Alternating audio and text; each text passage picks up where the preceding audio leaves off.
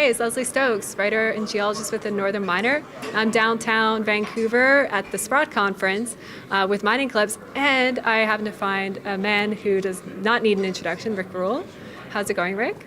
Pleasure to be here with you, Leslie. Thanks for coming to the conference. Oh yeah, absolutely. I look forward to this every year.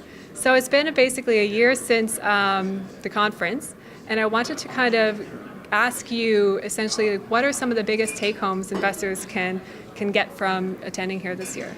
I think the biggest take-home from this conference is that the mining industry is at least as much about people as it is about assets. Mm-hmm. The mining industry as a whole has been in a bit of a malaise, at least compared to 2016. But companies run by high-quality people. The top 1% of performers in the industry have done extremely well. We had a panel yesterday, the Living Legends panel, that had people that had created multi-billion-dollar companies. And the question to them was, what is it that made them a success, and how does that success translate to their investment portfolio? Today we had the young legends, the people who weren't in their 60s and 70s, rather people who were in their 30s and 40s, and who had also been serially successful.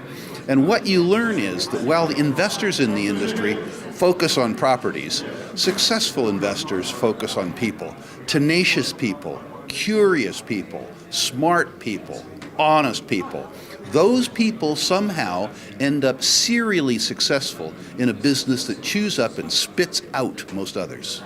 Right. Yeah, I guess that's absolutely right. And I know at the conference here there's a lot of phenomenal people walking around and excellent talks and everything. Who are some of these young leaders that you reckon is going to be the next generation of companies and people to watch? Well, certainly today we had Nolan Watson from Sandstorm here, who, although he's very young, has had an amazing career. We had Max Porterfield, who was, of course, exploring up in the Flin Flon, a 35-year-old exploring in a 100-year-old district.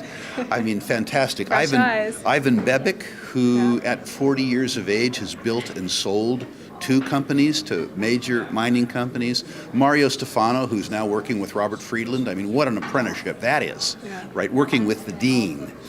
And has made a really exciting copper gold discovery in Colombia. The truth is that this second generation is really truly a spectacular generation. What I hope we're able to do next year is broaden it a bit in the sense that what we're learning in the mining industry is that although there's an enormous skills gap, so-called, the skills gap really involves people who look like me, fat old white guys, the people who were the business, who are 65 and 70. There's a lot of people in the world now that we have to draw from. It's just mostly they're not white, and at least half of them aren't male. It's all good, it's just different. Right. Yeah, so a generational shift, I always wonder what that's going to look like. Walking around the conference today, I see even a lot of the retail investors kicking around. Everyone's kind of, you know, there's a bit of a change on the horizon.